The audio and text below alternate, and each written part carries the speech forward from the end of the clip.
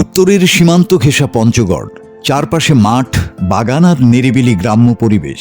ঠিক এমন এক সকালে হঠাৎ করেই চমকে ওঠে পুরো এলাকা। পঞ্চগড় সদর উপজেলার চাকলাহাট ইউনিয়নের কীর্তিনিয়াপাড়া এলাকায় দেখা মেলে এক বিরল প্রজাতির সজারুর। প্রায় 1.5 ফুট লম্বা, ওজন আনুমানিক 8 কেজি। গ্রামের মানুষের কাছে যেন এক জীবন্ত বিস্ময়। সকালবেলা সজারুটিকে দেখা যায় একটি ক্ষেত পার হয়ে সুপারি বাগানের দিকে যেতে। কৌতূহলী কয়েকজন স্থানীয় মানুষ কাছে গিয়ে ধরার চেষ্টা করলে বিপদ বুঝে হঠাৎ করেই পাশের একটি পুকুরে নেমে পড়ে সজারুটি। মুহূর্তেই এলাকায় ছড়িয়ে পড়ে সজারুর খবর। এরপর শুরু হয় এক নাটকীয় পরিস্থিতি। স্থানীয়রা বাঁশ দিয়ে তৈরি একটি খাঁচা এনে অনেক চেষ্টা করে পুকুর থেকে সজারুটিকে নিরাপদে আটক করে। সঙ্গে সঙ্গেই খবর দেওয়া হয় বন বিভাগে। খবর ছড়িয়ে পড়তেই আশপাশের বিভিন্ন এলাকা থেকে শত শত মানুষ ভিড় করতে শুরু করে।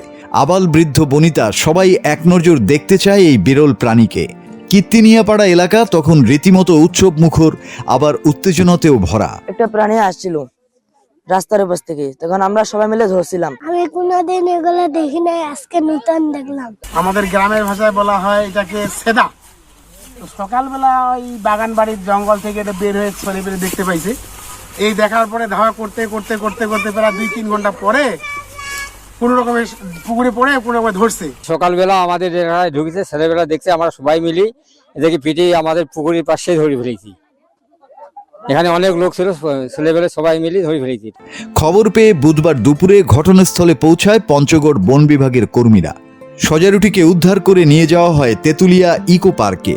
আপাতত সেখানেই নিরাপদ হেফাজতে রাখা হয় প্রাণীটিকে।